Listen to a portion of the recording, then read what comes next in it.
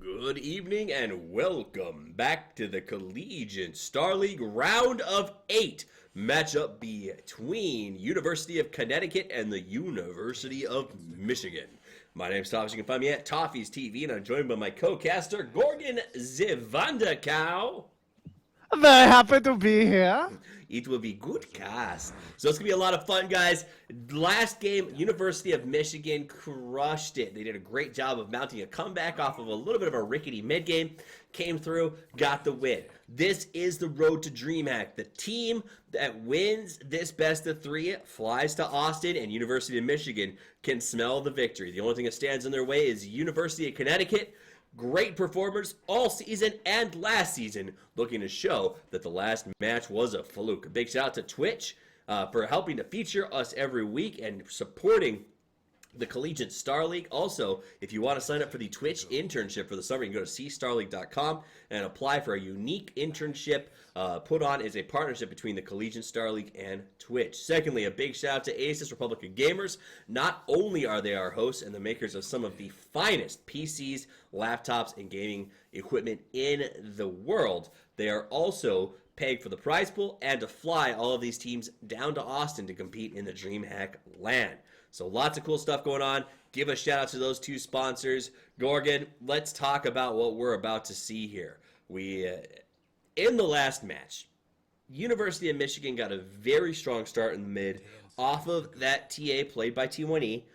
The guys from UConn did not seem phased, right? They sort of ran them back. They got the farm on the Juggernaut, and there was a period there where I thought that University of Michigan's time was numbered. It didn't seem that way. What happened that let U of M win that match? They played that heads-up strategy really effectively. That we were talking about while they were in trouble the whole time. I was saying they either need to come down and hit this jug, or they need to move and hit the towers very aggressively on the other side of the map. They can't actually let him safely farm. They need to punish him for it.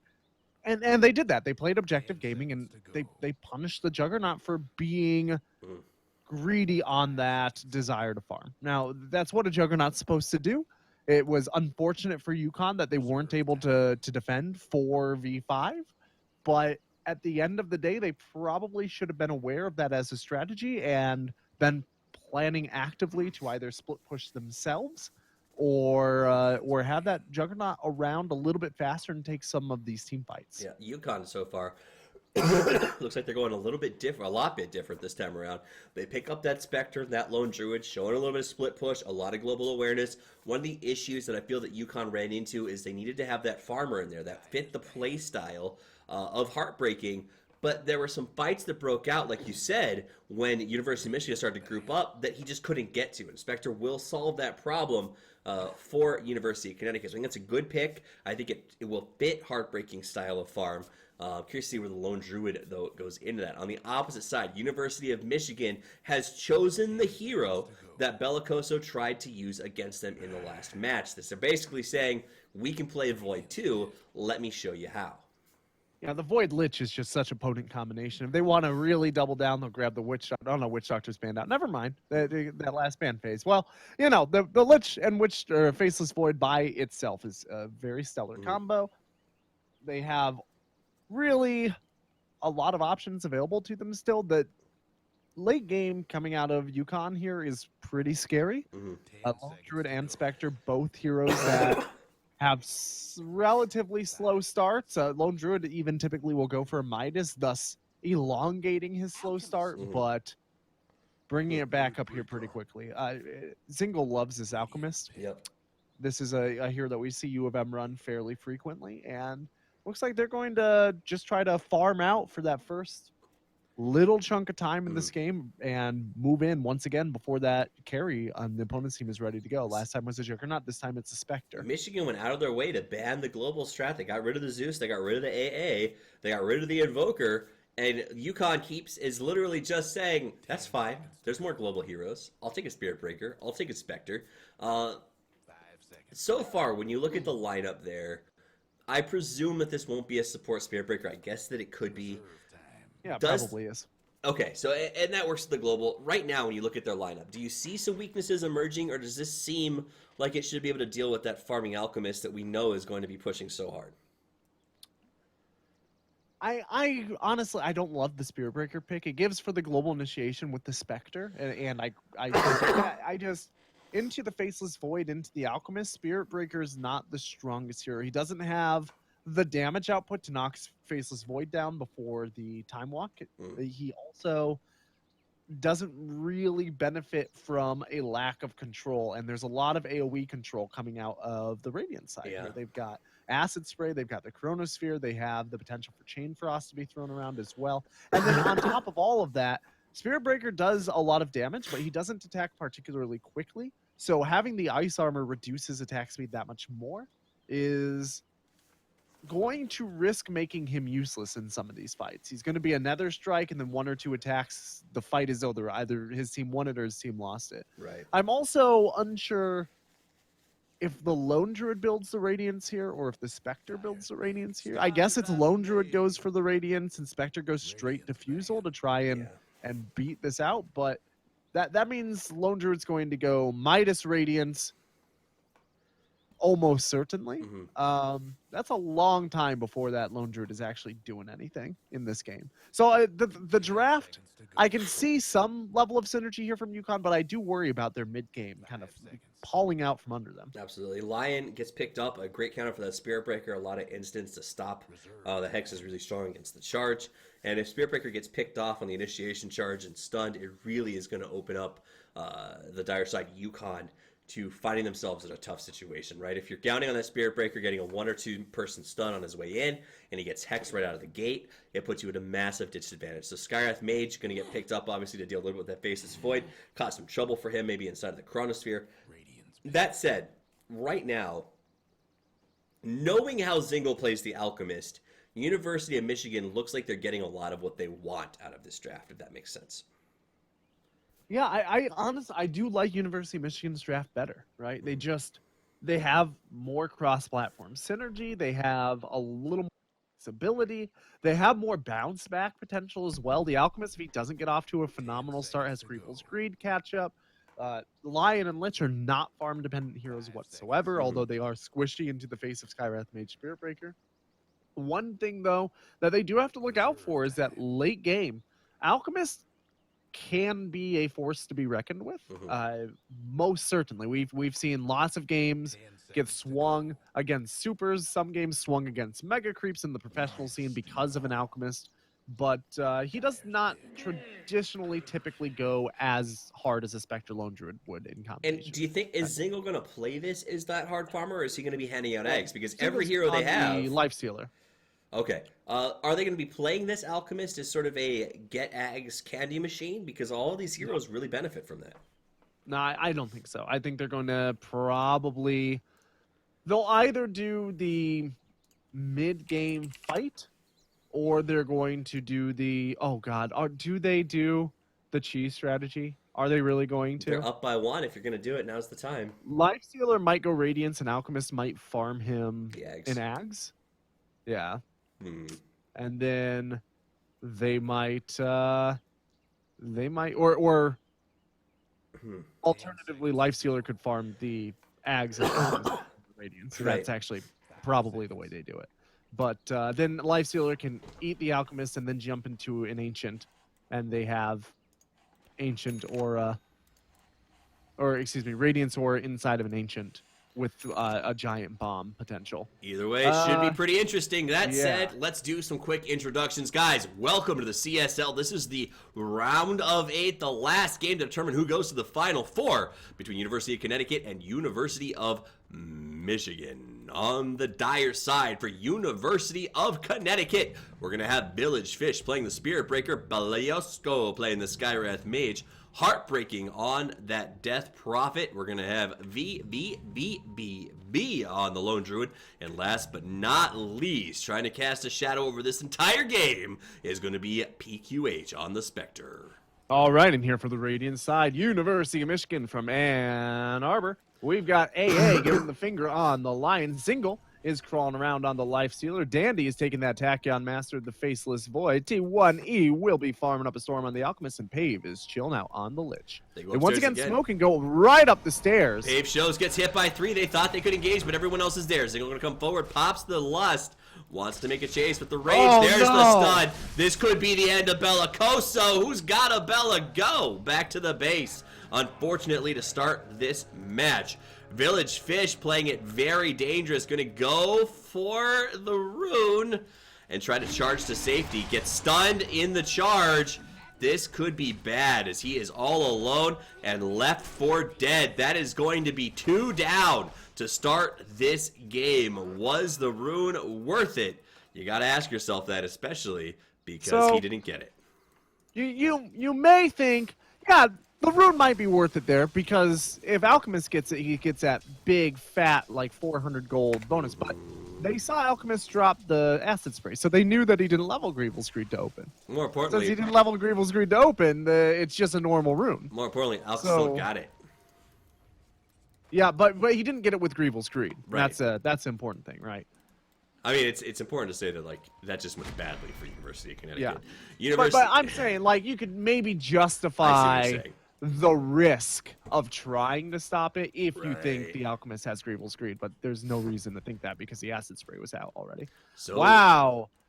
Mid lane. Oh, making the dive. Heartbreak gets a connection up on T1E, who's dropping lows. Got to be careful. He's going to die here because of the rotation coming out from Bellicoso. He's looping around, sees him, hits him with the right, wants to finish the job, but Lich is here to help. I eat my words as T1E survives and thought about coming back in for a second, decided against it. So Pave with a masterful rotation to save a life.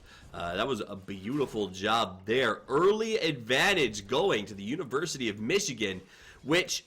Okay, listen, if you're UConn and you're going up against what could clearly become a bit of a cheese strategy dependent on early game farm, being down 2-0 is a very tough pill to swallow. 7-2 on the lifesteal already, and 6-0 on the Alchemist. Man, this level 1 bear is so tiny. He's like a dog. He's so cute. He's like smaller than lifestealers, big fat hands. Anyway, they almost farmed out a free 3. Sorry. It has to be resummoned. Which means if this Lone Druid does find himself in trouble anytime in the next 2 minutes, he will be without a bear, which makes him a really tasty potential target. This mid lane going fairly well for T1E on the Alchemist. The Lich is hanging out here as well. This is the, I think, optimal way to run a Lich, by the way, is not in a tri-lane, either offensive or defensive, as he was run last game, but to just kind of run him roaming between the mid lane and the off lane, to make sure you're maintaining equilibrium in both lanes as much as possible. And he works well with the Alchemist because the Alchemist is going to be leaving lane periodically to make sure that he has those runes to go ahead and get them. And Lich gets to soak a little bit of that XP as well. Meanwhile, Dandy is under an aggressive lane here. He's got to be a little bit careful, but with that escape, they don't have the damage output to stop him, or do they? They're going to try, and he just jumps to safety. So a lot spent to slow him down. Yes, it's confirming farm for PQH, but is it going to be enough based on what's happening potentially in the mid lane? 12-4 for Heartbreaking, 11-0 on T1E, but he's getting those runes and going to start to grow even faster. Meanwhile, Lich doing a great job of stacking the camps so that as soon as Alchemist is ready, he can go out and farm those up with the Greevel Greed once it's at full. I mean, what do you have to do? If you're sitting in UConn's position, you know that you're 1 game away from losing the dream, and you lost 2 heroes at the start of this match. What do you have to do during this laning phase to keep yourself on track?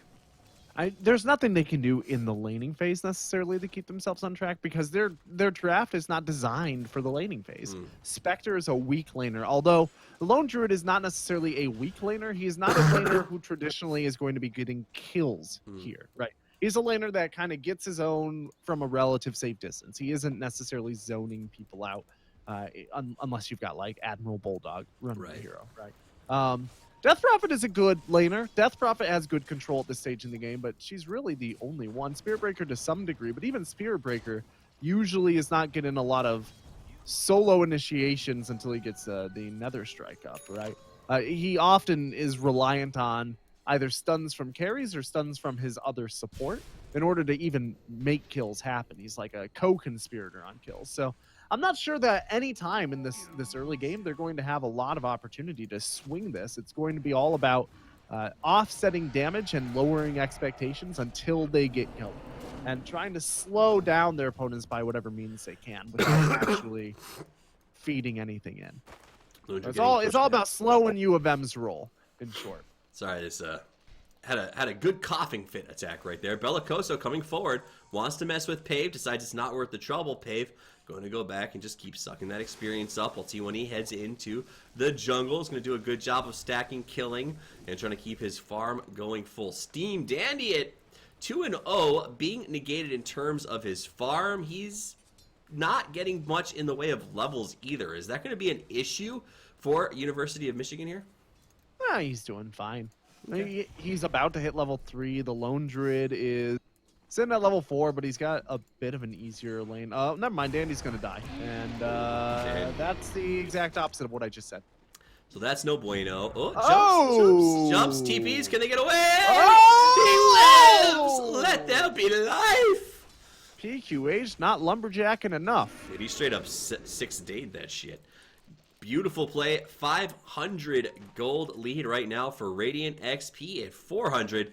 And with that escape, University of Michigan maintains their lead. Losing that Void would have been a big deal. T1E going to go ahead and get another double stack right now, happily. And Pave heads back to base, took some damage out from Heartbreaking. Heartbreaking happy to get a little bit of free farm, 33-7 at this particular moment. Let's take a look at the net worth, as you do see that Lifestealer and Alchemist are on the top as they farm aggressively, potentially looking for a little bit of cheese. Yeah, Alchemist should be. Right? He has Greeble's Greed. But Lifestealer being ahead of the Spectre just goes to show you how, even though this Faceless Void is kind of falling behind in levels, and he did very narrowly avoid death there a second ago, he's doing his job enough, right? The Spectre's not getting out of control.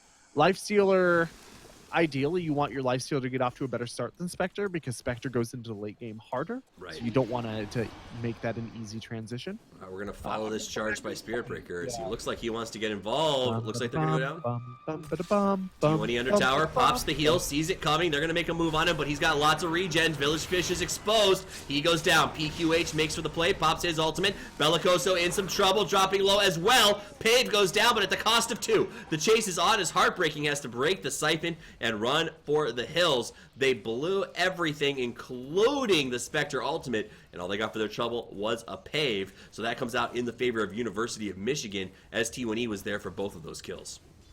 Bum. Yeah, no, T1E, you can't really move on him anymore. It's too late for this, and it's too late for this just because Alchemist has Chemical Rage up, but I don't know that they could have done anything about it earlier. Spirit Breaker's still only level 3, right? If they had moved a lot earlier, they just wouldn't have had the damage to secure it anyway.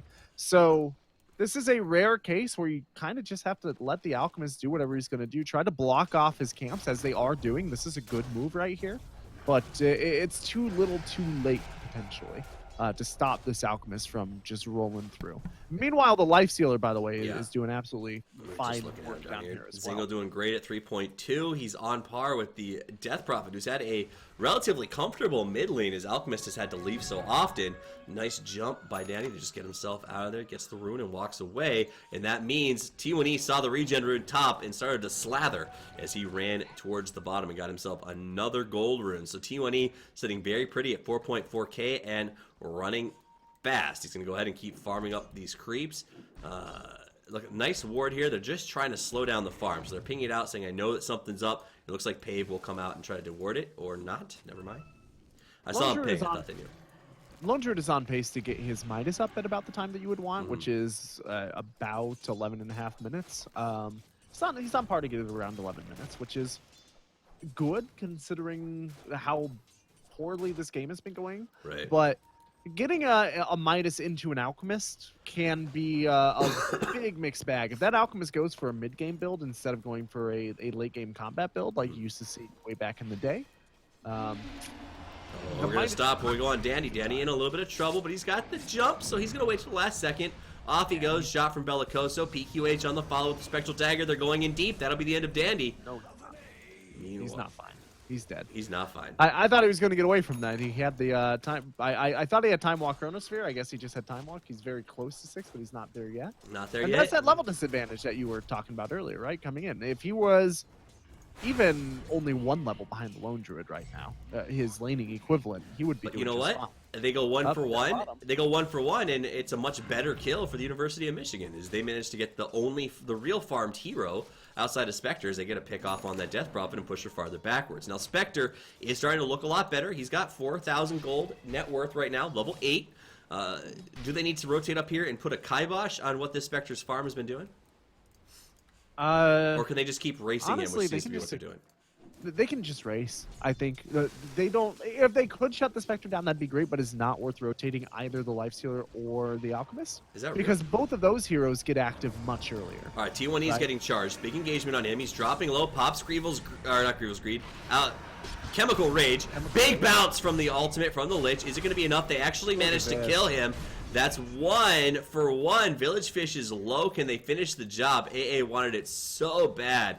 And that's going to be a great exchange, actually, I think, for the guys on the side of UConn. Somebody just said that they saw Sentry Ward kill, give Greevil's Greed. Is that true? Yeah. Anything that you can kill will give Greevil's Greed. Wow, that's cool. Yeah. Well, except denies. And I'm not sure if they patched this, but it used to be that denies would count up your Greevil's Greed counter. Like, you would get a Greevil's Greed tick for it, but so you would get more gold the next skill you took, but you didn't actually get any gold off of it. Wow. I'm not sure if that's still the case, but yeah, anything except your own units that you kill will give you Greevil's Greed tick. Interesting. Maybe not bonuses. All right, gold lead at 3,000, XP at 25 for University of Michigan as they're starting to do what they do best, which is roll. These guys are a snowballing team that likes to get out of control and then fight together, and it looks like they're going to try to do that again. Lone Druid VVV is getting a little bit of farm up. He's got that Midas in task, but it looks like I don't feel like Spectre is moving fast enough to become a massive problem at this point in time. He's got the recipe for the drums, so that'll be finished up soon. But even with the death, T1E is still way out ahead. He's going for that Radiance. Like you said, Sacred Relic is already finished up with another 1,300 in the bank. So the Radiance is not far away. And it looks like... Where'd you see? What's so dear? Jungle. Uh-oh, here comes the charge again. They catch Pave. They're going deep. TP away. Can he get out before the stun comes in? He does. The charge will transfer to T1E, but he should be comfortable. So no one is going to die. Or will they as Dandy comes back around with the Chronosphere. Village Fish going to take some damage. Dandy hurts Heartbreaking. Heartbreaking pops the ultimate, but everyone else is here. Silence on AA is going to try to buy some time. T1E gets hit with the double stun. Massive play for UConn. They're going to lose 3 on the side of University of Michigan. They fought into the Death Prophet ultimate. They didn't even think twice about it. They just went in. You know what that was? Can't afford to be losing engagement. UConn hit that combo perfectly, though. They hit the ultimate behind the trees. They silenced the exact can't right be hero. doing what he's doing. Oh no. He cannot be here. No. This is a terrible plan. Zingle, you dingle. Yeah, that was... Okay, so he just saw a giant engagement go in the mid lane, knowing there's a Spear Breaker, right? He decides to move on to a Lone Druid, which he can probably take in a one-on-one fight, but with creeps around, there's no guarantee that that's the case. Then he gets charged, the Spirit Breaker lands, and he still says, yeah, I think I've got this. Moving into 2 inside of the creeps, it's just, there's no way that Sometimes the only person who can beat Zingli is Zingli himself. Gold at 1,000. They had a huge drop-off. XP is now on the Dire side. T1E is getting charged. Has to be careful here. I doubt they're going to go deep here, but he definitely needs to reconsider. He's taken some serious damage lately. He did manage to buy out the Radiance before he went down last time. Oh no. They're going to keep the charge going. They get up the suck. T1E dropping low. He's going to catch Chemical Rage. Will it last long enough? The stun is there. It gets a double. Big ultimate from the Lich, bouncing all over the place. Heartbreaker left behind because of it. Puts up the suck, but will it be enough? He's got a ton of regen. Goes to the high ground. Finally drops down. Now we turn back rounds. We see PQH taking some serious damage. The follow-up by T1E, the stun, the Radiance, everything is there, and PQH will go down. They lost their 2 big farmers, one after another. Yes, they almost had T1E, but great rotations from the rest of U of M. Save a life, and make a wonderful comeback for the guys who almost regained what they lost in the last engagement. Whew. Yeah, that's the second fight in a row that it really just felt like the losing team had no business doing what they were doing. Right? The first time, U of M, it felt like they got overly just willing to take a fight instead of just backing out. And then that last fight, there was no reason for the Spectre to be where the Spectre was. It feels a little bit gonna die anyway. It feels a little bit like the old days when you could watch, Peyton Manning go head-to-head with Tom Brady, and just throws all over the place. Oh, Zingle catches Bellicoso. Easy kill there. Now the charge on Zingle coming out. He wants to turn and go on B. AA tries to TP away. He gets out, leaves Zingle, says, all right, Zingle, you want to be a rebel and a savior. You go ahead and do it. I'm out of here. So they do give up Zingle for a Skywrath Mage. Not the best of trades for University of Michigan. Now T1E's got to be careful here. Heartbreaker has got his ultimate up and wants to come in and use it. We see Village Fish looking for that charge, waiting for his chance to initiate. T1E heads out back to the secret shop to farm up those creeps. And they're pinging top, saying we should go for Danny. Danny is going to get charged. He's got to be careful. He'll just TP to safety. He should be fine. I do need to point out that no one-for-one trade is a trade when you have an Alchemist on your team, or very few one-for-one trades are good, because your Alchemist is going to have an artificially high net worth, and that's going to feed into the AoE bounty gold that your opponents are reaping from even your supports, right? As long as your team is ahead in the net worth, which U of M is in this particular case. The only time that's not is if your team is technically not in the lead, even though you have an Alchemist, which is in and of itself a really bad sign. But yeah, especially trading a support for T1E wants to go for the rune. They set up a trap. He will die. That's all she wrote on that, I guess. Sometimes the rune's not worth T1E it. is going for this like super split push farmy sort of build as well. I don't know that I love this because it is just going to open up a lot of opportunity for the Spectre to try and get some combat items up and get some haunt kills and maybe blow the game in toward more of a game. I don't know that University of Michigan have an advantage in the late game. I would lean toward UConn if this goes past like the 40-minute mark. Although, like I said, we see Alchemist is a really good hero for defending high ground. He by himself makes it really difficult to call against a team in the late game, but certainly the work will be cut out for them. Zingle going full BSJ here as he goes ahead and cuts the creeps, lets his team push that tier 1. Meanwhile, the mid-tier 1 will go down to Heartbreaking, who burned the ultimate to get it. Meanwhile, on the bottom, again, they find T1E. Oh, this is, like, terrible. I mean, that's 3 in a row. That's... Yeah. It's just big because he's got such a gold lead that every time that they do this, Spectre is there. Spectre is getting a huge shot to the arm in terms of getting his farm up and running to where he needs it to be to just dominate this game. And that's a massive problem. Every time it's about a 700 gold swing, too. 600 to 700 gold swing. The max lead that U of M has had this game been about 3,500, and almost 100% of that is on the Alchemist. So, in fact, yeah, all of that is on the Alchemist. So, when he dies, he gives up a fifth of his team's overall lead. He's done it 3 times in a row now, so he has given up 3/5 of his team's lead. And Alchemist does deny... Oh, Zingle's going to go down here as well. Yep. A nice armlet toggle from him, but it's not going to be enough against 4. Zingle goes down, tried to push top, and couldn't play the dragon the way that he wanted to. Gets picked off, and again, guess who's there for the kill? Spectre. Every time. Gold lead keeps dropping.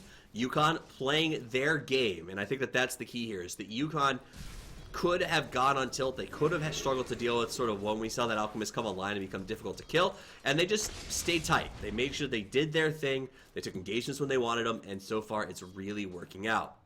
That said, we saw that happen in the last match. Right about this same time, UConn went ahead and pulled back a lead that University of Michigan had put together, and University of Michigan was able to sort of sit it out, get their farm running, and then come back full force at about 25 minutes. So UConn has to be aware of that and be ready for it because they know that that is Michigan's style of play.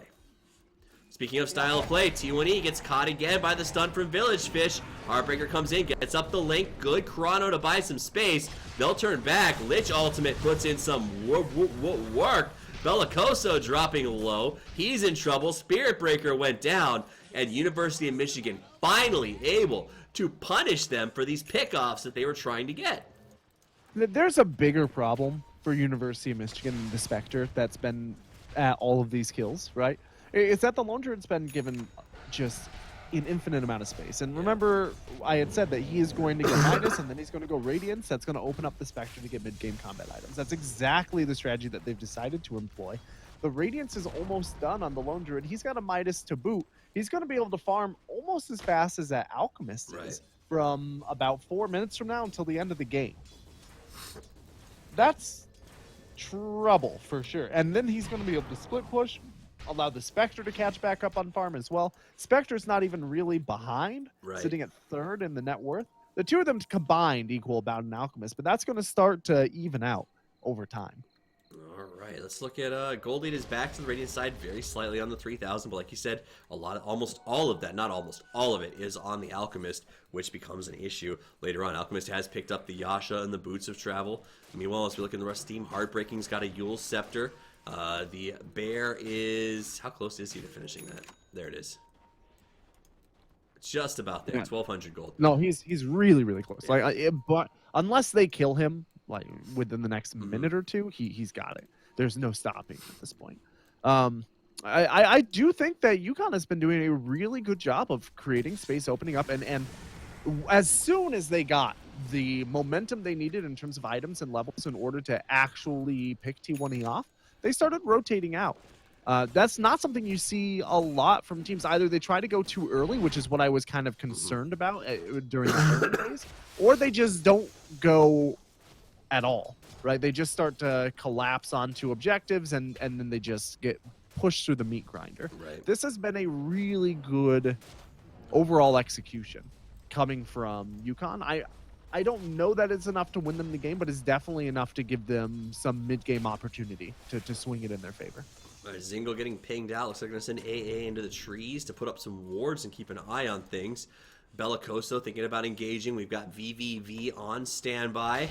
Zingo going to lead the charge in, forces the Bear back, so he gets popped, which means if they kill him, he's off for a bit. T1E is going to pop the Chemical Rage, wants to come in. They've got a lot of regen, but they got to watch that flank coming out from Heartbreaking. They do find Bellicoso. Heartbreaking going to go ahead and burn his ultimate. Bellicoso goes down. Lich ulti all over the place. Zingle getting very low. Good stun coming out from the Spirit Breaker to make it a 1-for-1. And now the fight splits off into multiple positions. T1E and the rest of the team have to try to retreat. Yule Scepter will guarantee that AAA goes down. Big, massive stun to buy some space for T1E. Chemical Rage is off a cooldown. He's got a TP out. Pave going to get left behind. He goes down as well. T1E does have 8 seconds left, and they're going to find him. BVV comes in. T1E trying to eat his way out. The stun is going to be there. This will be the end of the Alchemist. It is 4 men down at the cost of 1 ulti and no towers. Yeah,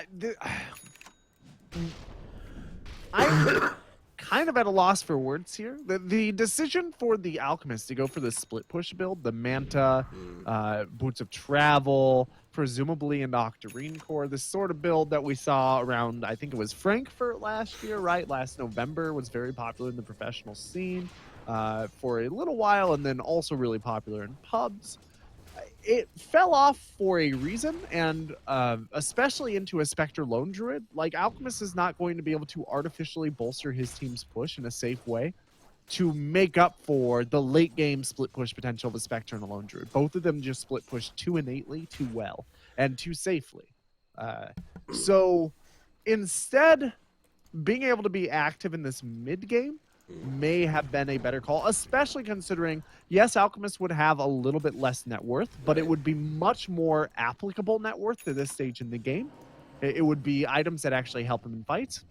And having less net worth means that you're giving up less gold to your opponents. When you have very late game oriented opponents, it's in a lot of cases better to have less but give less as well. Village Fish got the Shadow Blade up right now. I assume that he will go ahead and convert that into a oh god, name's slipping my mind right now. Silver Edge, to remove some of those passives that we're seeing coming out of the opposing team. I don't know. when you look at this right now, how does University of Michigan try to secure against UConn? Because that Spectre's just getting super fat. The Lone Druid's a huge issue. What do you do as Michigan to make sure that you can try to still win this?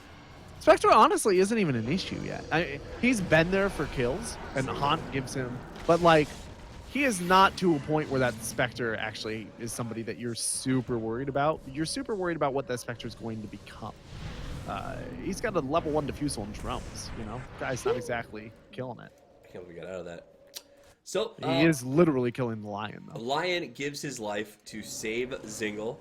A noble effort. Lich gets out by the skin of his teeth. They're going to go ahead and use the ultimate since they popped it to try and kill Zingle to go into the Roche pit, and there's not much the guys can do to contest that. T1E, with his split push strategy, he'll send those Manta illusions into the top tower and then fall backwards immediately. Dire vision is superior in every sense of the word right now, and that is really, I think, what is making the difference in this game. Is Dire has been absolutely astounding at getting those up there. I feel like U of M has ceded too much advantage in order to be a positive playmaker in this game.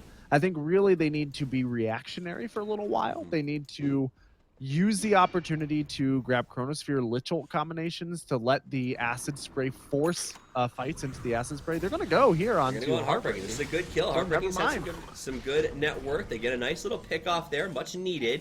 And we'll try to sustain the top push. Zingle's going to come up here to give some aid. And I don't understand. Why haven't we seen more of this? Why haven't we seen University of Michigan doing what they tend to do when we watch their games, which is get together and push towers? Partially just because there's been a lot of fights and pressure, right? And I think partially because Zingle needed to get a couple more items up as well. This is a good call, forcing out this fight while the Spectre's ultimate is down. Spectre's ult is just about back up, and if University of Michigan overstay their welcome here, there will probably be a counter initiation. But meanwhile, look, bottom. On that tower, yeah. So, right, this is what I was talking about. Like, the innate split push potential of a Lone Druid and a Spectre is just staggering. Spectre can be pretty safely anywhere on the map, can always haunt out into a fight, can always use the Spectral Dagger as well to get over impassable terrain for safety. Lone Druid has the siege damage, and the hero himself can fade fairly far back. In fact, with the Radiance on the Bear, he can at least push the creeps out from anywhere on the map, from complete safety. It does not matter that the Alchemist is going to be able to keep one lane pushed out, because these two heroes should be able to keep 2 lanes pushed out if they're playing correctly. Alc just finished his Octarine core. AA is going to pop a Glimmer Cape and look for a little something. Death Prophet. What are you doing? He's got the Infest, the stun to follow up, the finger to get him low, Heartbreaker dropping, but a nice charge by Fish. No hesitation. In comes the play from the Skywrath Mage. Heartbreaker will finally go down. Lich ultimate putting in some work. Village Fish dropping low. Vision is going to get utilized. They get 2, lose the Lion, and that is it. The chase is on now as they want to kill that Lone Druid. He's sitting pretty, looking good, closes the distance. Can T1E finish the job? The Radiance is putting in work. He's so close. Can he do what he does? Gets the triple for the price of the Lion and the Void, and they'll be pretty happy with that at this point in time. That's literally the second time right off of a spawn that this Death Prophet has been way out of position, and those 2 deaths just cost Dire all of their momentum advantage. Yeah. 100% of that map control, that vision control that you were talking about earlier is expiring at the moment as well. Had that Death Prophet not died twice in a row there, instead, if the team was kind of cohesive together, maybe they had smoked up or at least gone together to replace wards, they would have vision advantage, they would have an Aegis advantage. The Aegis is going to remain unused before it gets claimed at this point. So the entire Roshan advantage that came from that Roche fight earlier is completely mitigated. University of Michigan has really punished Heartbreaking for being just slightly out of position. Yeah, a little out of position, and it is devastating to his team. Yeah, they pulled so the gold lead is back now in the Radiant Fair, but the real number here that I'm interested in is the XP. For the first time, they've managed to start to pull it back towards the side of Michigan. They got a big swing on that last engagement. It looks like Zingle and T1E are interested in pushing together here, but we see a smoke rotation from UConn. UConn wants to get back what they have lost. They're going to bring everybody forward looking to do it, surrounding the Bear as the Bear leads a push down the middle lane. They're pinging out saying be very careful. It sounds like University of Michigan knows that something is afoot. University of Connecticut has now spotted them due to this ward here, and they are headed in this direction full steam ahead. T1E and Zingle are out in front of everyone. They have to be careful here. Faceless Void, though, hiding in the trees, waiting for his chance to make a move. He's going to jump in and try to get a triple chrono if he can do it, but T1E is melting before it can happen. Nice ulti coming out from Zingle, going to pop everyone, but Dandy dropping low. The ultimate is just too strong from Heartbreaking. Heartbreaking going to try to outrun T1E, ends up going down, but it's 3 for 1. Make it potentially 4 for 1 as T1E is getting low. Nope, finds Village Fish. Village Fish going to get body blocked by the creeps. Meanwhile, they lose the 4th. Village Fish going to kite and try to buy some time. He will die, but the last man standing is T1E. He cannot stay here. His ultimate is almost over. He will. He's going to. Okay. Gets close to killing. Does kill Bellicoso. Wants to fight a PQH. I don't think he can take him, though.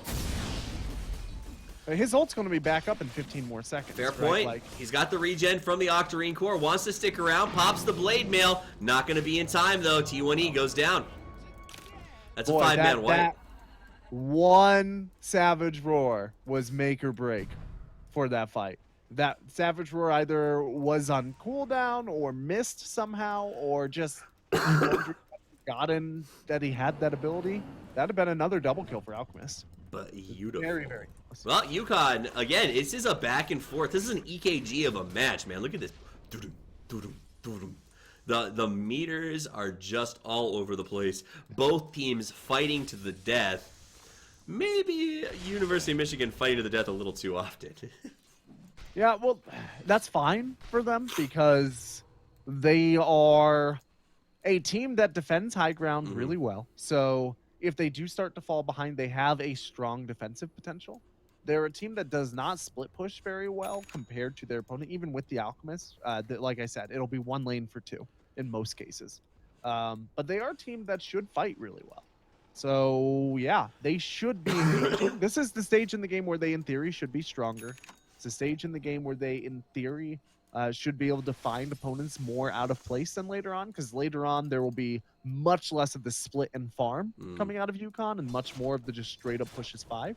They're running out of time to actually find these big opportunities if UConn plays how you would expect them to play. So far, it's been a great game, though. These are the kind of games where if it goes to 3, I'm cool with that. You know what I mean? These guys are both playing their hearts out. They're putting some serious work in. Heartbreaking's got his ultimate. Every time that Heartbreaking's ultimate is up, he starts to edge forward just a little bit. Here, you know, and this is an example of him doing it again. He comes forward. AA wants to get the close. There's the stun, the follow-up. He knew he had his ultimate. He thought he could utilize it. He's dead before the stun from Fish comes in. Fish gets a quad, but the bounce is there, putting in a ton of work from the Lich. PQH dropping very low. They want to keep it in. Chronosphere catches the Druid. Nicely done there, but there's a lot of Radiance damage coming out right now. PQH taking a ton of it, and the guys from University of Michigan are down 2. They think it might be time to withdraw. Zingle and T1E maybe don't get the memo. They want to keep the fight going. PQH chases Dandy. Dandy going to jump backwards to Zingle. Zingle gets the slow up on PQH. The stun to follow. PQH is in trouble. He will go down. They lose the Void, but they're okay with that. Village Fish comes in with a nice stun. Here comes BVB. T1E's got to be on the run now. Chemical Rage is waiting. No. Run, boys! It's dinner time with that double damage coming out. They saw the double damage come out. T1E is no longer the one to run. He becomes the hunter. And they make an exchange that doesn't work out. I mean, in the sense of Michigan didn't want to lose that much. And you could say that maybe it was a bait by the Death Prophet, but I'm skeptical. No, it was Death Prophet out of the It's like the worst thing that can happen right now to the guys on the side of UConn is having Death Prophet's ultimate come up. Right. Yeah. Because it always motivates. Here's the weird thing. If you're playing Death Prophet with that ultimate, you don't want to be in the front lines. Like, Death Prophet is the worst hero to possibly bait with because she's very susceptible to burst damage, and she's really good at sustained damage, right? Damage over time she can handle without any problems whatsoever. She gets a gradual heal from Spirit Siphon and Exorcism. But burst damage, the sort of damage that comes out if your opponents jump out of the gate at you, That wrecks Death Prophet. Absolutely. Shiva's guard, by the way, up on T1E. Missing that unstable concoction dodge with the Manta. Nice try, buddy. Yeah, no, they should be baiting out the Spirit Breaker, right? That's the hero, or maybe even the Lone Druid Bear. Yeah. If you can get U of M to jump on it. But more than likely, U of M is willing to jump on Spirit Breaker, probably. He's got the highest potential for escape. He's got much more survivability, and he's much less useful than anybody else on his team in these team fights. They should be letting the Spirit Breaker go out. I do want to give Met props to the Spirit Breaker. I think that he has been playing very, very well. Well, Village Fish, in my opinion, has been a borderline MVP call for me on UConn. His stuns have been strong. His rotations have been on point since the beginning of this game. And I think he's made the space needed, really, to sort of get Spectre up. His mid-game trashing of Alchemist's attempt to farm was exquisite. Oh yeah. When I say they should be baiting the Spirit Breaker, it's not because I think Village Fish is doing a bad job. To the contrary, it's because a good job with a hero who now has much less utility, just built into what the hero does. But every time that he charges, yeah, exactly. And every time he charges, he's getting triple to quad stuns. It's working out very, very effectively. And so far, they're definitely playing that hero to the best of its ability. It's going to fall off, though, as you brought up. We're hitting that 34-minute mark. T1E is just becoming so freaking tanky. The Shiva's Guard, the Octarine Core is becoming an issue. Lifestealer now getting very close to getting the AC up and running here. There's some difficulties in the future for UConn. That said, Spectre has finished up a Radiant. No, I'm sorry. Lone Druid has the Radiant. Spectre has finished up a Diffusal and a Manta. And has a lot of late transition. The Lone Druid doing a great job of keeping the split push alive throughout this match. I don't know. AC is also up on Spirit Bearer, by the way. So what's your take on the position in this game? Who really has the advantage? Alchemist just picked up a 720 gold bounty rune. That's all I heard. You were talking very insightful Dota stuff, and I was just watching get more gold. T1E just got more than 10% of Skywrath Mage's net worth Off of a bounty rune. in one bounty rune. Oh. In fact, half the players in this game... I'm going to interrupt you real quick because we got a smoke rotation coming in. What? That's a puppy pause, man. Brutal. There's smoke coming out from both teams. Yeah, it's a smoke-on-smoke violence, man. So Zingle's calling the DC. University of Connecticut has to act super chill here and pretend that it's just heartbreaking out of position because nothing else has broken yet as they close the deal. What we look like is Dandy could find himself in some serious trouble. The problem is, okay, so here's our situation right now, is that smoke is going to break on Dandy, who's out of position because he DC'd. Yeah, well, Lich is going to double back on the Chronosphere. There's two heroes here. He's not going to catch the whole Chronosphere, but he should get at least 3 bounces from the Chain Frost, which will be maybe not enough, but probably enough to get these guys to feign backward. The Spectral or the Spectre Haunt, meanwhile, will probably jump over to this eastern side of the fight where T1E is, about to run into Spirit Breaker. We're probably going to see 2 fights break out. We're probably going to see Pave and Dandy hanging out over here with Heartbreaking, the Spectre Auras, Lone Druid, and Bellicoso. And then, meanwhile, on the other side, we're probably going to see T1E move on to Village Fish as best as he can. I think the point that I really think is interesting here is without the disconnect, though, it'd be a very different fight setup, right? Dandy has dropped back about 6 to 7 steps from where he would have been as he was moving with his team prior to the disconnect, and that's going to force them into a 2-front war. And honestly, I'm not sure that favors University of Michigan. I think that this 2-front fight is going to benefit UConn. Yeah, I think UConn's in a really good position here, specifically because of the way it looks like these players will rationally split. All right, hold on a second. We'll segregate T1E out of this fight. Things are about to get real, so we're going to pan out, prep for what's going to happen, as this is an example of all hell about to break loose. 36 minutes in, this is a fight that is going to definitely determine pacing in this game. Ultimate is going to get popped by the DP right away. Meanwhile, on the back, we're going to see Ty get hit. Lich with a big ultimate to do some zoning. PQH comes forward. Pave gets hit onto Village Fish. Nicely done. So this goes 1 for 1. Now PQH is out in front. They want to kill him, but the backup is coming from the rest of the crew. Heartbreaking there. T1E gets the suck up on him. He puts out the Blade Mill. Not going to be enough. They're melting him down 1 by 1 by 1. It's a triple for 1. T1E has to run for the hills. This is trouble for the guys on Michigan. It was not an optimal engagement. The disconnect put them in such a tough position there that they lose 3-1, and UConn is going to be able to get themselves a comfortable Roche. That just sucks. And it pretty much split out exactly the way we were expecting it to. And, you know, if University of Michigan had the bird's eye view, they would have probably also seen that breaking out that way. It's unfortunate for them. It's not the end of the world. Like, it's certainly not a game-ending moment, but it is definitely one of these bounce passes to the other team. And for the first time in a long time, the little tiptoe of the net worth lead swings in the favor of the Dire. Which is a big deal when they've got that Alchemist hard farming for 800 gold, you know what I mean, when he picks up a bounty rune. That said, right? tier 2s, I'm sorry, are all standing, and a tier 1 on the side of Radiant, and that's something that I look to see disappear very, very soon. Lone Druid has been focusing on keeping the bear around for fights instead of sending him off to lanes by himself, though he's off a cooldown now, so expect V to send him into a push here. That is going to be a TP's all over the place. T1E is all over this map, getting as much farm as he can. No Ags have been picked up by any of his teammates on their own, so I expect to see Ags farming coming out very, very quickly here. In fact, did he already give one out at this point? He had 6,000 gold recently. Well, let's see. No. All right, so that answers that question. Where did gold go? Moon Shard. He's got a Moon Shard active on him. I gotcha. So he bought the Moon Shard and activated it. Right. Okay. Well, that about sums up his farm. So I guess next is going to be an Eggs. Yeah, he might eventually get rid of the Blade Mail. BKBs may eventually come out, but honestly, I'm not sure that he needs to do that at any point. He could also get a couple of like 7th item slot stuff, like maybe grab an AC 7th item slot for Manta Illusions to push or something, but there is an AC on the Lifestealer, so I'm not seeing any specific need for that. All right, Zingle is a little bit far forward here. He's got to be careful as UConn's looking to make an engagement. They've got all 5 on standby, but University of Michigan is standing behind, waiting for their chance to make a counter engagement. T1E pulls back.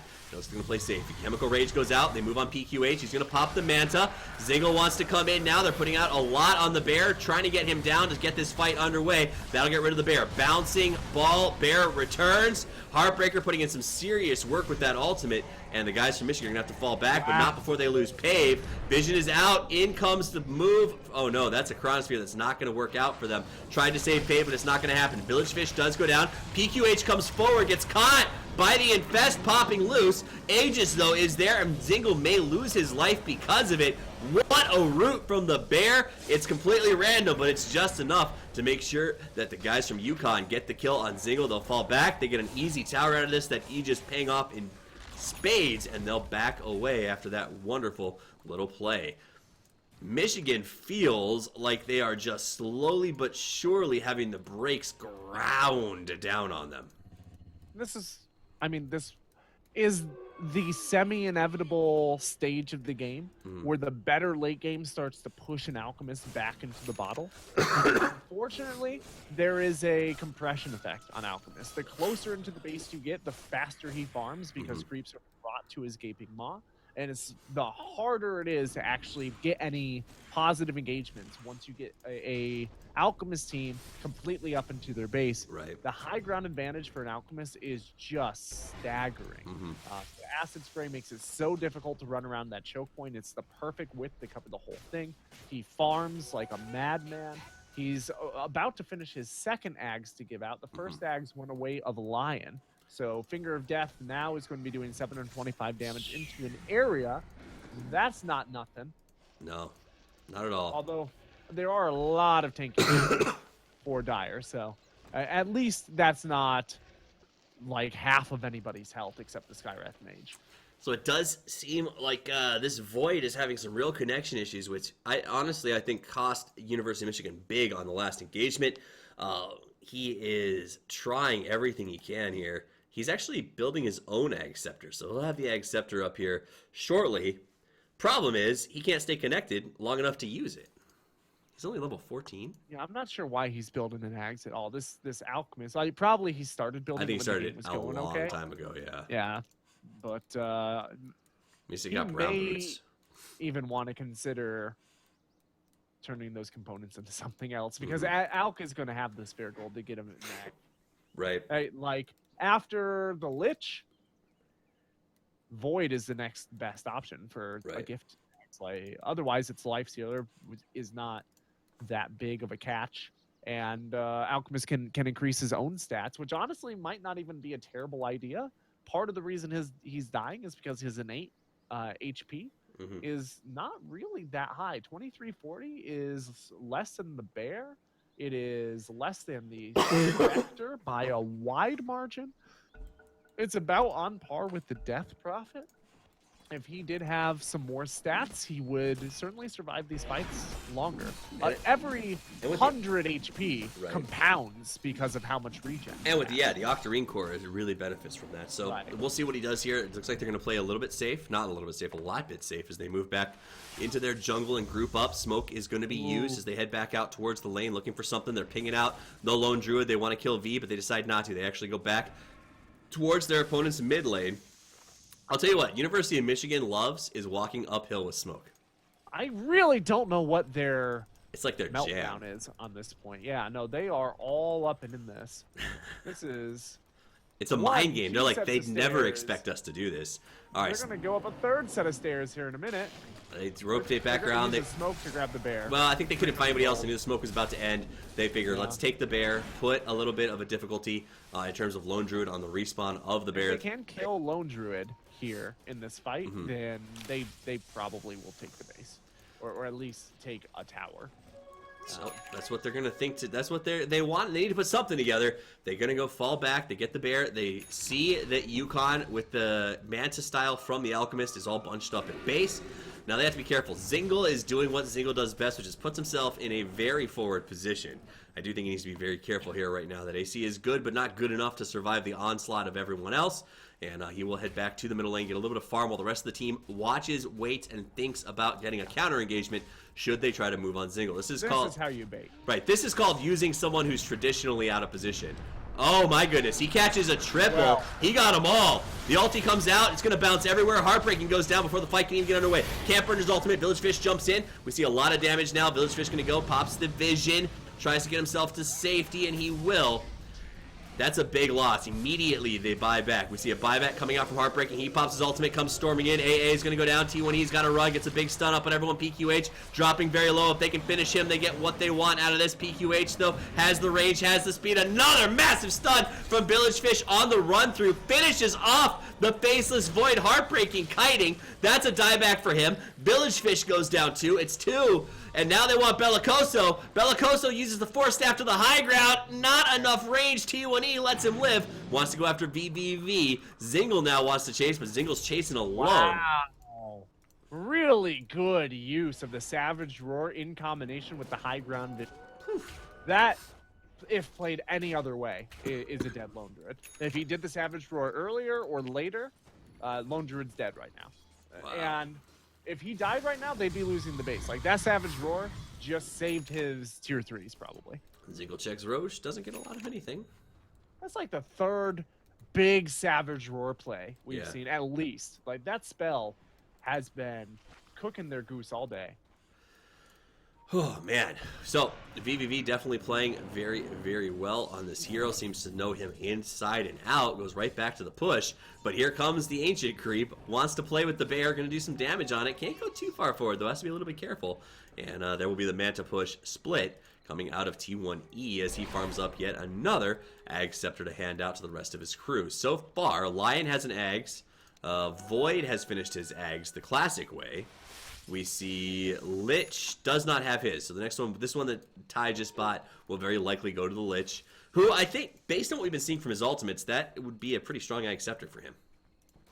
Yeah, that last, if Lich had had an Ag Scepter in that last fight, they would have won the fight unilaterally. So the only reason that it stopped bouncing is it ran out. Everybody was kind of grouped up on it. There aren't very many fights that you get where your opponents are unable to split, but that was a rare but true situation that last fight. Now, whether or not there will be another fight like that now that he has the Ags synth, I'm not positive. Of course, it will really depend on the positioning coming out of the Dire side, but that is an Ags that can be a game. It was a very sexy chrono on that last fight by the Faceless Void. I honestly, I think the Ags for the Lich probably should have been a priority over the Ags for the Lion. For Lion, it's an AoE nuke onto a bunch of heroes that have so much health and regen that it helps, obviously. It's not like it's nothing. It's a pretty hefty amount of damage, but it's also usually not going to be game maker. But if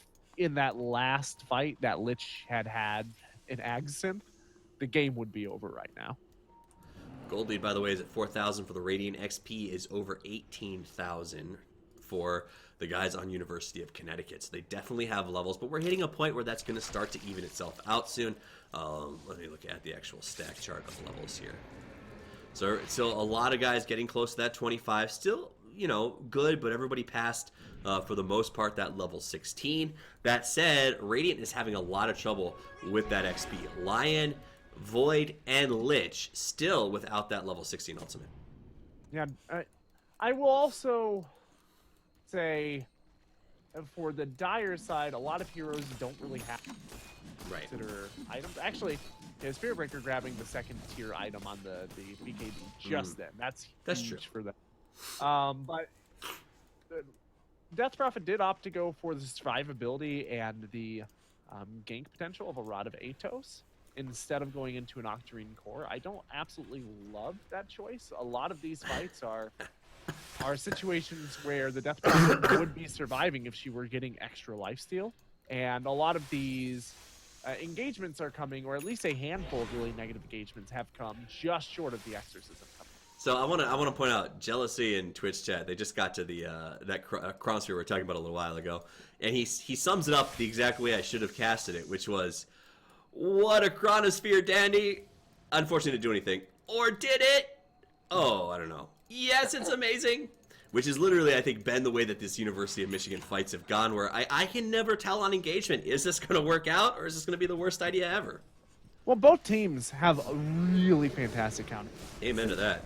So these fights are there's no sure thing in one of these fights. It's for you very difficult, I think, and for me to tell from the top exactly how one of these fights is going to go. Really, a lot of these engagements are coming down to split-second decisions. Yep. Do you hunt now, or do you wait 3 seconds, or did you already use it too early? The Savage Roar plays that I've already kind of harped on have been making huge differences in these fights. And Village Fish, as you mentioned, to his credit, has been absolutely towing the line for where he can be. Dude, that triple stun on the way to kill Faceless Void was a difference maker. That would have been a massacre had he not gotten that, because T1E would have been able to close the distance on the Radiance for the Skywrath Mage. He wouldn't have had to worry about the uphill Savage Roar. It would have been really, really bad. Oh, smoke into smoke. Smoke into smoke. Here comes the fight. PQH puts up the ultimate. Big chrono. He's got to run outside because of the Skywrath Mage. In we go. T1E. The bounce is real. It's all over the place. PQH drops low. The bear will go. Heartbreaking puts up the drain, but will it be enough? He does get away to safety. T1E looks like he wants to dive, though. Questionable.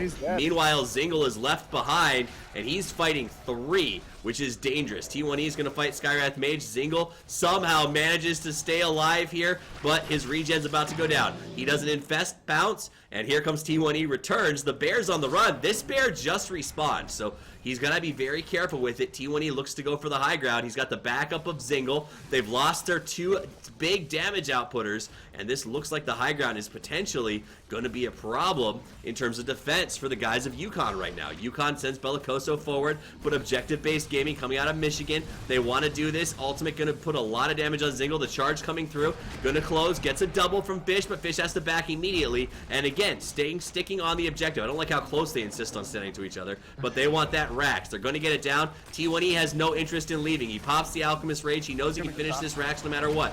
Here comes the stun. Blade Mail going to get popped. T1E staying in very deep. Turns back round. Wants Bellicoso. They lost Zingle, though. T1E's got to run. Can he dodge the self-stun? He does not. And now he's going to have to walk away. Or I'm not sure is he? He does. He goes to the top. Go top next, like I said. Like, look how fast he attacks. He's got the lowest base attack time in the game. Jesus. There he goes. They're pinging him desperately, saying get in there and stop him. 6 seconds left on Rage. In comes the bear. T1E's going to back. Pops the blade mail. Stun comes in. He's going to get the Rage off before the... No, he doesn't. Doesn't get off for the stun. The silence is there. The nuke is in. Now comes Rage. Followed up by Heartbreaking. Wants to make a play. Gets up the suck. Goes for the TP. Eul Scepter cancels. He's getting low, but has a massive regen from his time in the Euls. And now he's going to run. The rest of his team is here to back him up now. Lich ulti for fun. Wow, what a bounce, though. Did you see what happened there? No. So when Spectre haunts to an illusion, she doesn't actually just take that illusion's place and replace herself with an illusion. She trades places with it. So the Lich ult was bouncing to an illusion, and then Spectre traded places with the illusion it was bouncing to. And the ult is non-disjointable, so it traveled all the way over there.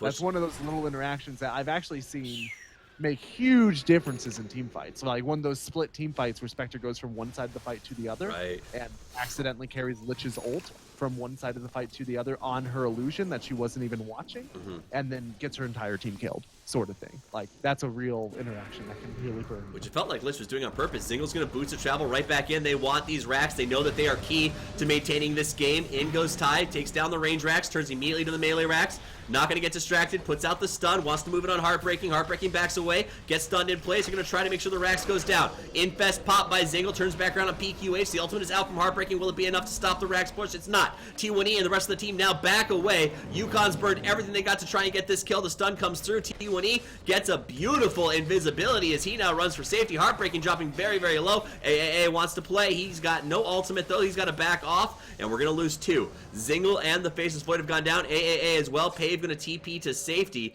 T1E kiting as much as he can. Village Fish wants to go ahead and try to close the deal. Pops the Manta, and T1E is going to get charged on.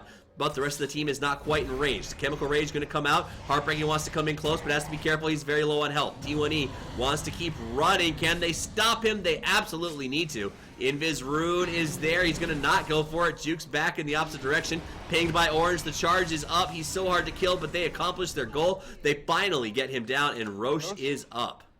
They should just take Roche. They're not going to be able to get out to high ground this fight anyway. They just got to go for it. Checks it. He said it's up. Lone could take it solo. He's got the inventory slots to hold on to the cheese as well, thanks to the bear. Man, less long fights, guys. They've got to do this. My boys can't take it. They absolutely have to take this rush on. Now, the 2 lanes of supers normally would be like good night, right? Especially into an alchemist. That's a good night moon.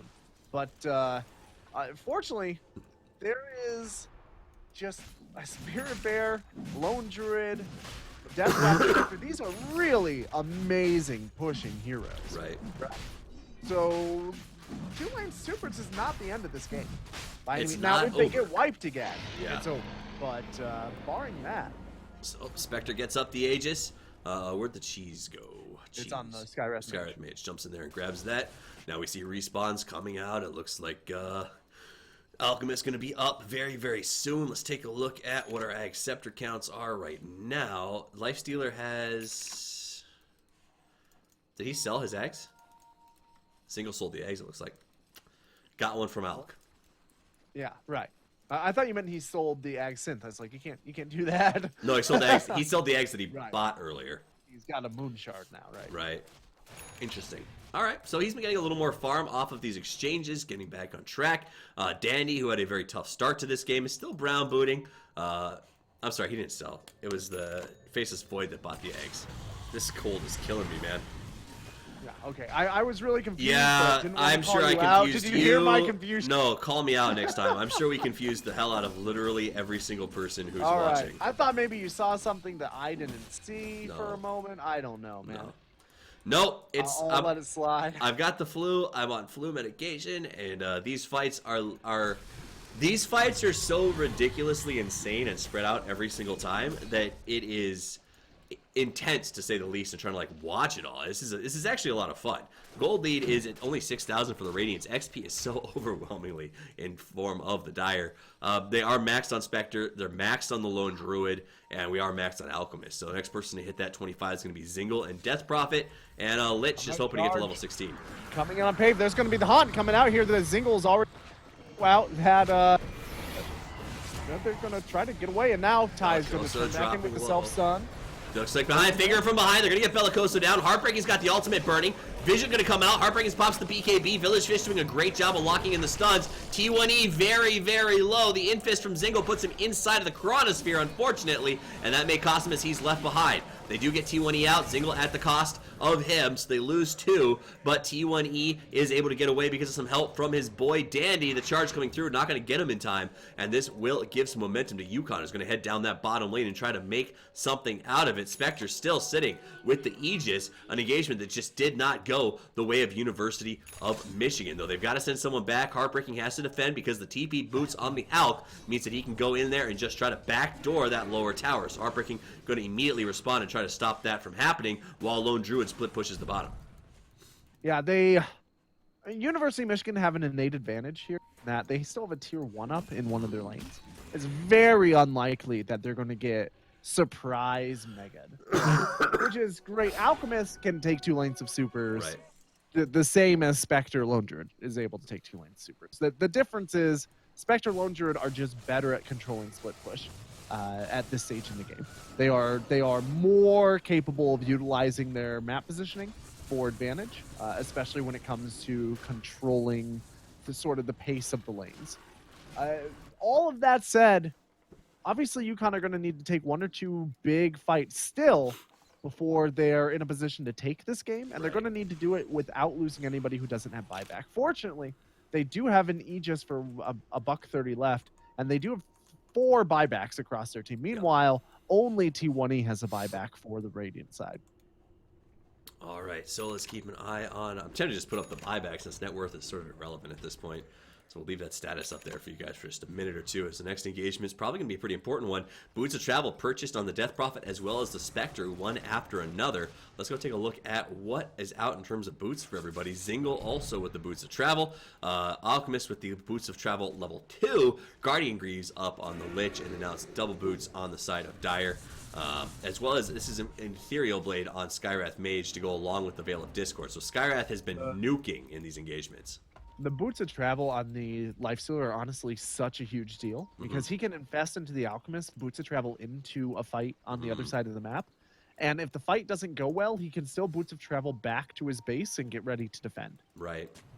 Normally, he would not have that kind of global initiation. Either he would have to be the richest hero because he's the farming carry, and therefore he's probably the ones with Boots of Travel. All right, this is a big engagement. T1E pops the Chemical Rage. He wants to go forward. He's got an Abyssal Blade. Out comes Zingle. They make a move on Heartbreaking. Heartbreaking pops the BKB, but he's stunned in place. Nice heal there using the cheese. The bounce from the Lich ulti, putting in some serious work here inside of the Chronosphere. The Lich is going to go down. Heartbreaker turns back around. Zingle taking damage. AA taking damage. This could be big trouble for University of Michigan. AA tries to blink to safety, but he's going to get left behind. This is really bad as they take out 3 from what looked like a really strong opening from University of Michigan. All of the ultimates were burned on the side of Connecticut, but that's what they needed, was to get a big wipeout. They needed to kill T1, but he's able to get away. Dandy and he survive to try and defend to live another day. BKB on the ground right now, as looks like T1E is going to figure out, I'm sorry, Monkey King Bar. He grabs that up to go alongside of the Abyssal Blade. Yeah, that's a good call. The fact that he was holding on to that Radiant strategy for so long, I think, is unnecessary. Though he gave a bunch of accents, including one to himself, which is T1E's got Beebs. He's out in front. He's going to move on him. But he unfortunate entangle. Set a Savage Roar as well. It was. Shouldn't be enough. VVVV. Probably going down. Yep. They get him. That's a big pick. They need to get that. It'll slow down any progression that the guys from Yukon have going off of that back of that last fight. Really big thing about that. He does have buyback, but his Spirit Bear doesn't. Right. 60 seconds, no Spirit Bear. Alchemist is going to be through this tower by then. For sure.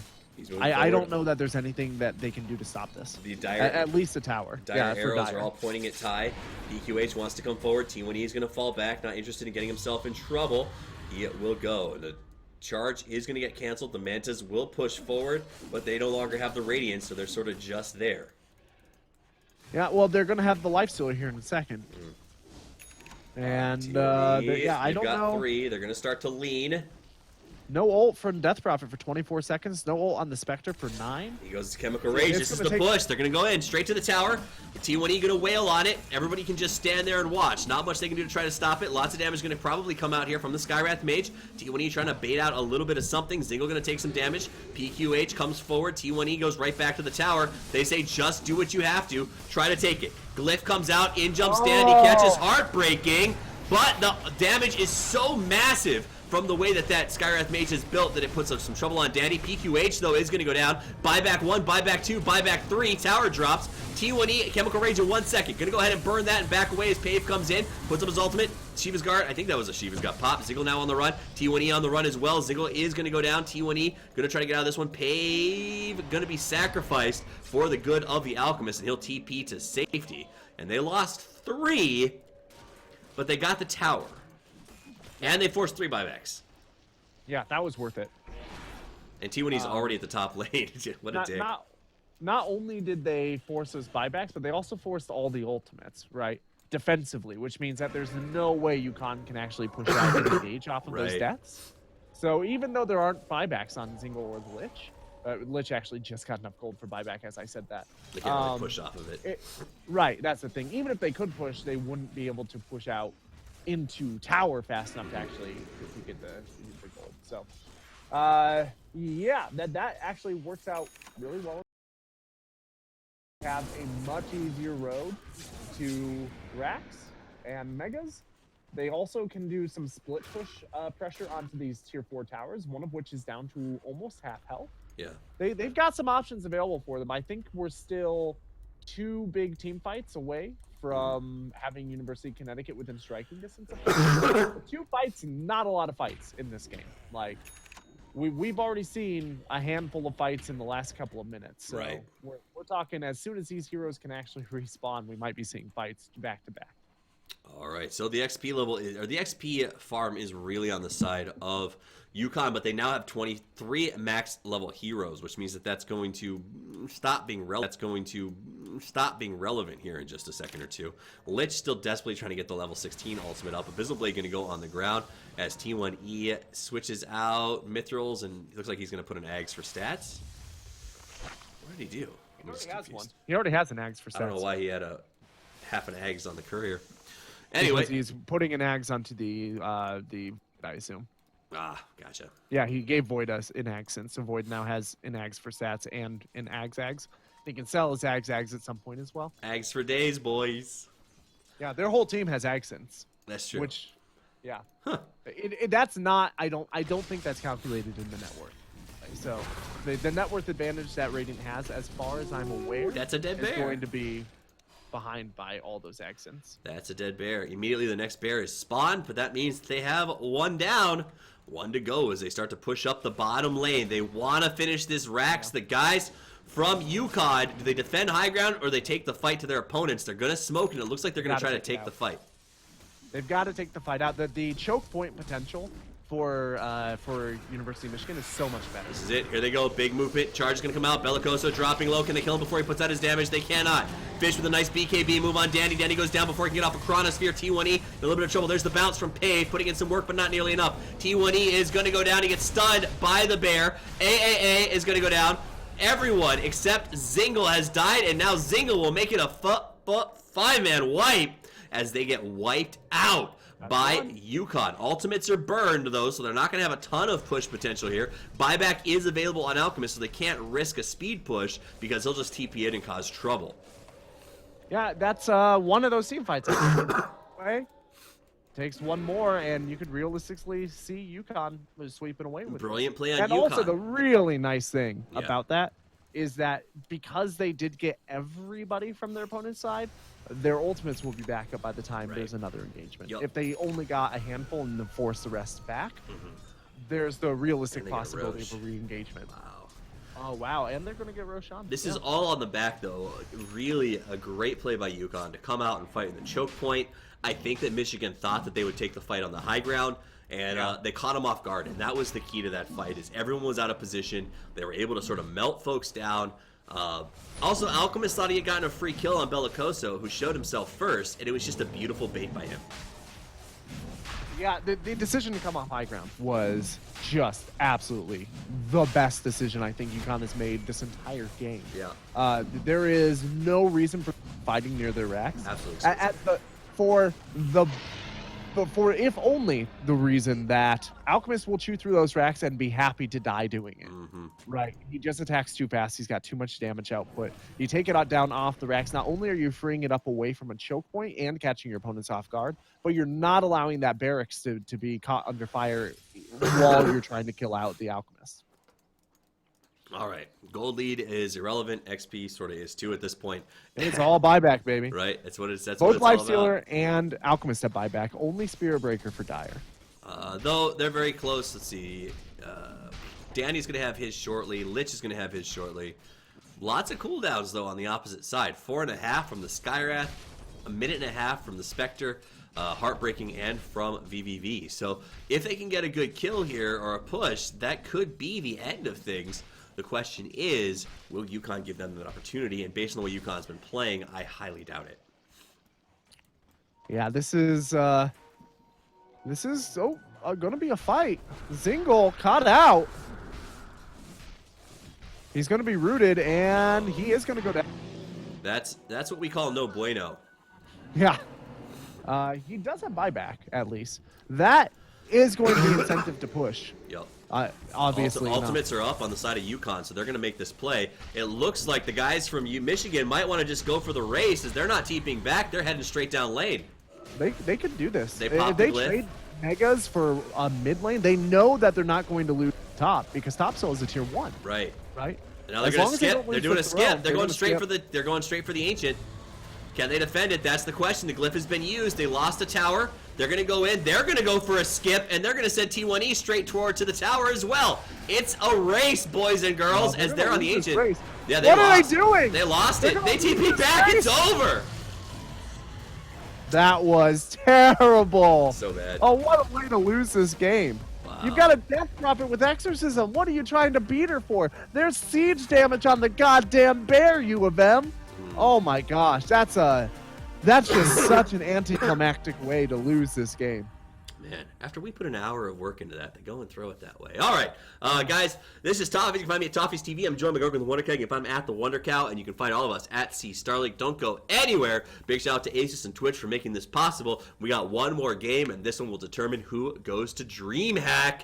Stick around. Don't go anywhere. Next game's on the way, and as always, Toffee's